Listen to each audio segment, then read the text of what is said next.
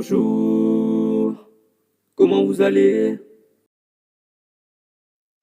Les amis, vous n'hallucinez pas.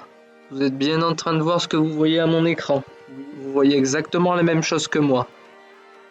Windows 11 Insider Preview version 22.000.51. Oui. Les amis, j'ai pas l'habitude de le dire, mais là, l'heure est grave.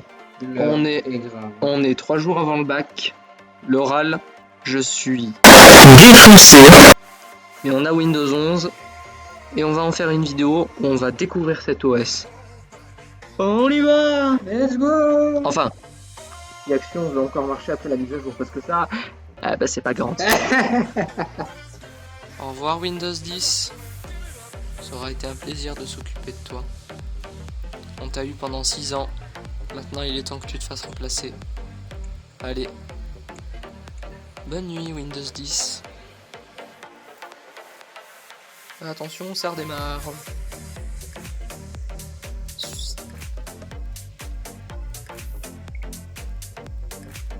Que va-t-il se passer? Le logo apparaît en fondu. Installation des mises à jour. Veuillez garder votre ordinateur allumé. Votre PC va redémarrer à plusieurs reprises. Installation de Windows 11. Yes. Yes.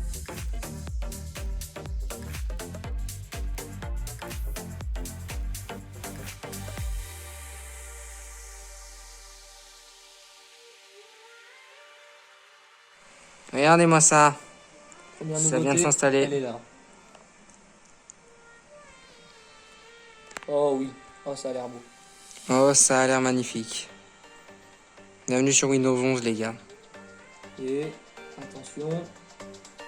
Smartphone. Et voilà, Windows 11, messieurs, dames. Les amis, est-ce que je vous mentais quand je vous disais que c'était Windows 11? Non. Non, vous mentez pas. Et regardez, rien que la barre des tâches, elle est centrée. Yes. Et bien, on va faire un tour des nouveautés. Alors, qu'est-ce qui a changé sur Windows 10 par rapport à Windows 11? Et bien, déjà, vous voyez que la barre des tâches, elle est plus à gauche, mais elle est au centre. Alors, rassurez-vous, c'est changeable, parce que je sais qu'il y en a certains qui vont un peu gueuler. Le menu démarrer, regardez-moi ça. Vous vous souvenez des tuiles? C'est fini. C'est fini. Vous avez quelques applications qui sont déjà pré-lancées. Bon, moi, comme j'ai des... Vous avez par exemple Spotify, Netflix, To-Do, News, Picard, Xbox. Bon, ça marche pas encore super bien parce que c'est une insider, je le rappelle. C'est-à-dire que moi j'ai déjà l'appli Spotify, mais il me le détecte pas. Du coup, il va quand même me télécharger l'appli depuis le Windows Store. Alors vous avez Office, vous avez Xbox, l'application a été redesignée, vous avez le Windows Store qui a été redesigné, vous avez toutes les applications qui ont eu un nouveau design d'icône. Voilà, je vous laisse regarder. Vous avez également de nouveaux sons qu'on ira écouter tout à l'heure.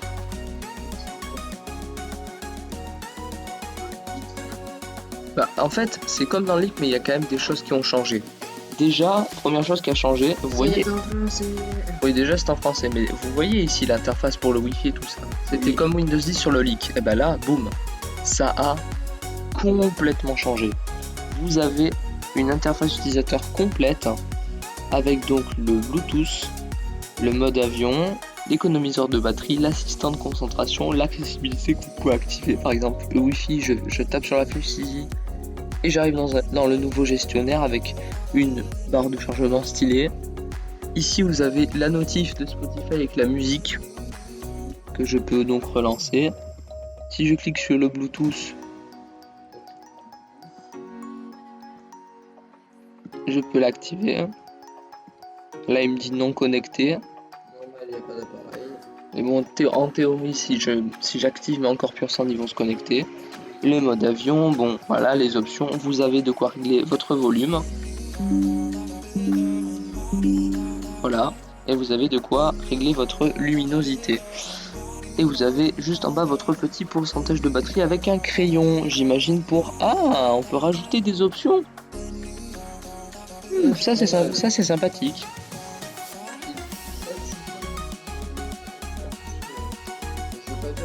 Android n'est pas modélisable faire ça.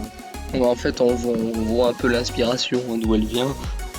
Alors, juste ici, on a le nouveau centre d'heure. Vous voyez, on a le calendrier juste en bas, les notifs en haut.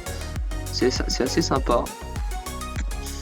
Avec, bon, évidemment, les animations. Je veux dire, regardez-moi ça, c'est carrément plus smooth que sur Windows 10. Les petites animations font plaisir. Même le menu démarrer, je veux dire, ça s'ouvre. C'est... L'explorateur de fichiers a été redesigné aussi. Alors attention, je vais agrandir, vous allez. Alors voilà, vous voyez déjà quand je veux me mettre en plein écran, vous voyez, on a ça. Alors vous allez me dire, c'est quoi ça? Ça c'est tout simplement un truc pour t'aider à agencer tes fenêtres. Par exemple, là, hop, je fais ça. Quand je me mets en plein écran, vous voyez, on a des animations aussi. Vraiment, c'est très beau. Et vous voyez que l'explorateur de fichiers a été redesigné. On a de nouvelles icônes, mais c'est surtout la barre du haut qui nous intéresse. On va faire un zoom dessus. Ah, regardez, elle a été complètement redesignée pour être beaucoup plus simple, parce que je sais pas si vous vous souvenez, mais sur Windows 10 il y avait beaucoup trop d'options. C'était un bordel. Là vous avez des options pour les nouveaux dossiers, couper, copier, coller, renommer, supprimer, transférer, enfin vous avez vraiment des options assez simples. Là vous avez ici un petit menu pour les options supplémentaires. Si vous cliquez sur un dossier, vous avez également un nouveau menu, regardez. C'est plus celui de Windows 10 moche. On a clairement un menu beaucoup plus esthétique. Et on a une option qui permet directement de compresser un fichier zip. Nouveauté par rapport à Windows 10. Si je fais un clic droit sur le bureau, pareil. Vous voyez que on a un nouveau menu, mais si j'appuie sur Show More Options, on retourne au menu classique de Windows 10. Windows en français À moitié en anglais. En même temps, c'est le tout premier Insider. Hein. Ça nous dérange pas. Parce que moi ça va, j'arrive à comprendre l'anglais. Moi ça va aussi, tant que c'est de l'anglais simple, ça va. Alors vous avez alors on a le Windows Terminal. Alors Windows Terminal, qu'est-ce que c'est? Eh ben le Windows Terminal en fait c'est ça. C'est-à-dire qu'en gros, grâce au Windows Terminal, vous allez pouvoir ouvrir le CMD ou alors Windows PowerShell ou l'invite de commande sur le même terminal en fait. C'est-à-dire que là par exemple vous voyez j'ai Windows PowerShell d'ouvert et sur l'autre onglet j'ai le CMD d'ouvert sur une interface un petit peu plus sympathique. Petite feature assez sympa en somme. Ici je peux choisir ma taille des icônes, ça n'a pas changé pour le coup. Le trier par ça n'a pas changé. Nouvel élément avec évidemment les nouvelles animations. Plutôt sexy hein, on va pas se mentir. Mais bon là pour le coup on pourra pas tester, on n'est pas sur un ordinateur. Si, vous pouvez aussi l'activer. Et là, ce qui est bien, c'est que même si tu prends Windows en mode tablette, la souris restera toujours activée. Parce que là j'ai l'impression que le mode tablette il est pas disponible encore sur cette version. Et ben il arrivera plus tard les gars. Mais bon, on va se rendre dans les paramètres et là préparez-vous parce que je pense qu'il y en a certains d'entre vous qui vont dire ah c'est cool, comme il y en a d'autres ils vont gueuler. Ouais. C'est comme à chaque fois Microsoft. Voilà. Un truc, hein, vous voyez, niveau interface, on arrive sur un truc complètement différent. Clairement, ça n'a plus rien à voir avec Windows 10.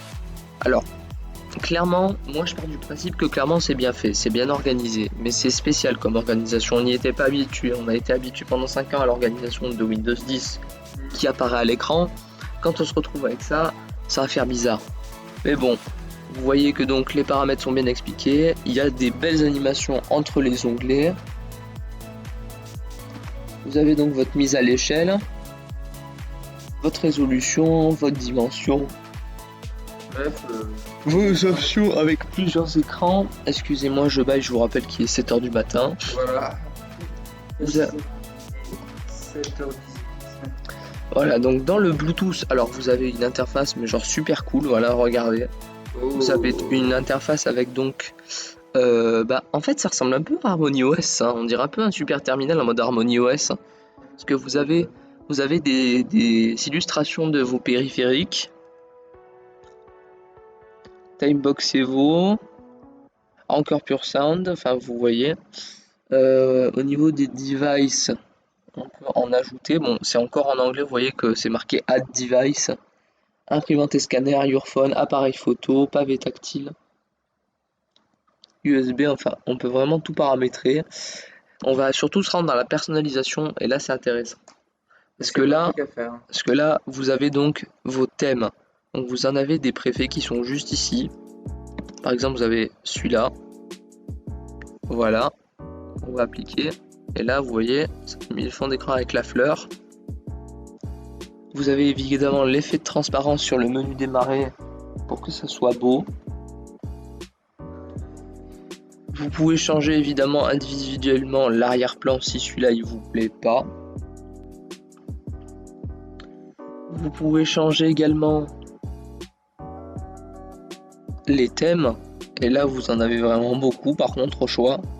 Vous pourrez le constater par vous-même. Nous, on va mettre ce fond d'écran là que je trouve magnifique. Voilà, Alors, regardez, voilà, c'est bien. je trouve que c'est clairement le plus beau. Alors l'effet de transparence est moins marqué que sur le leak qu'il y a eu. C'est un peu dommage, mais il est là quand même, et c'est quand même assez joli, on va pas cracher dessus. Alors dans les couleurs, vous pouvez changer les couleurs de votre fenêtre. Par exemple, moi je vais mettre du rouge parce que c'est mon HP Omen quand même. Alors c'est un peu long, l'insider est... ça rame un peu, on va pas se mentir.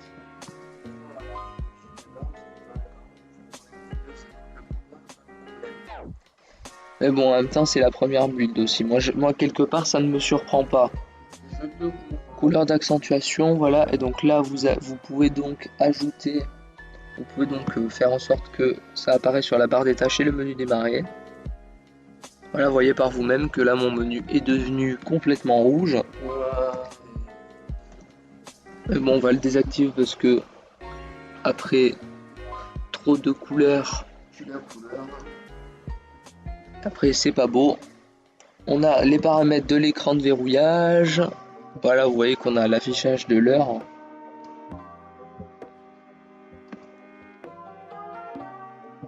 On a les fonds d'écran qu'on peut choisir.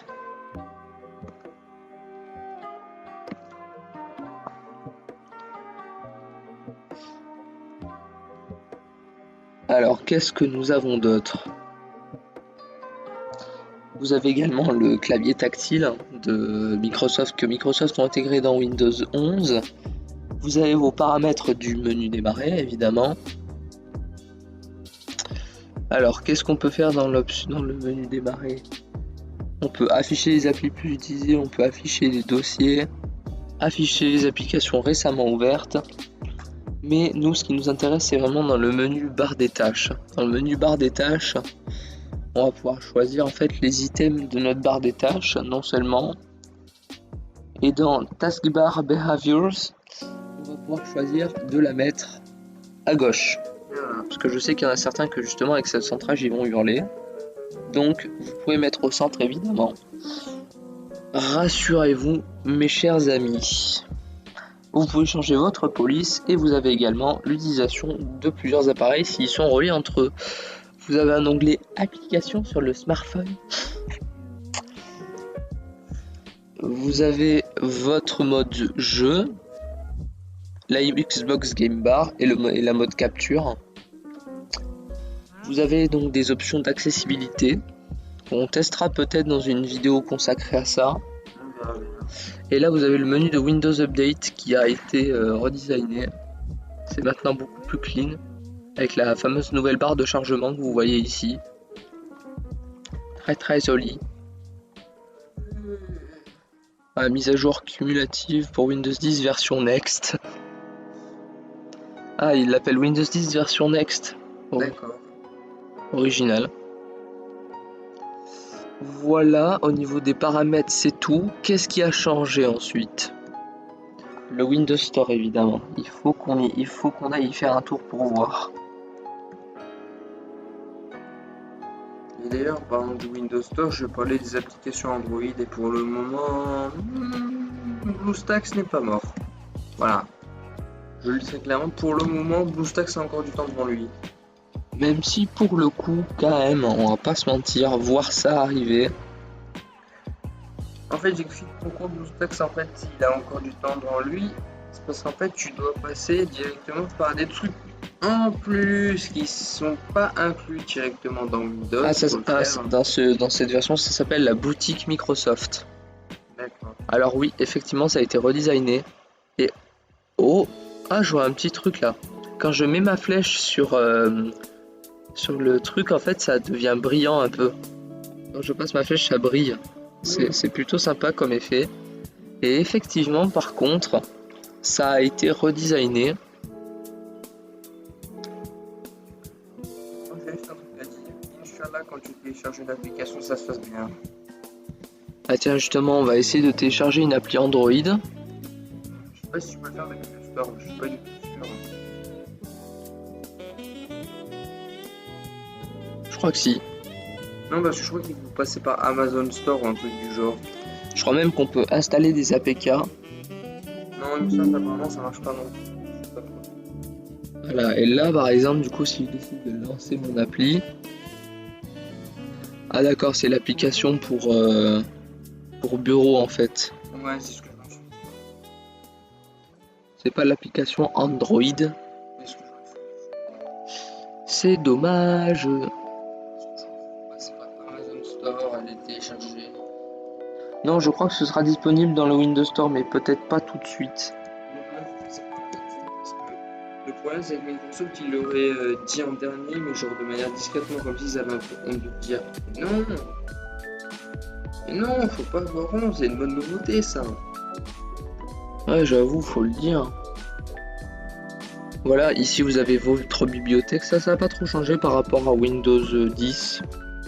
Mais l'interface a été remaniée, et là pour le coup je suis d'accord, ça me paraît tout de suite être plus intuitif que cette merde qu'on avait sur Windows 10 de Windows Store, excusez-moi, mais c'était quand même un peu la pire plateforme. Ouais, genre, ça. Mais là en tout cas ça a l'air beaucoup mieux, j'espère que Microsoft vont faire des choses pour que ça soit vraiment sympa à utiliser. Et écoutez, c'est la fin de cette présentation de ce build, on a à peu près vu toutes les nouveautés je pense. Et on se dit à la prochaine, dès qu'il y a une nouvelle build, on regardera ce qui a changé. Allez, à plouche. On va peut-être retourner se coucher nous. Non, maintenant on est réveillé.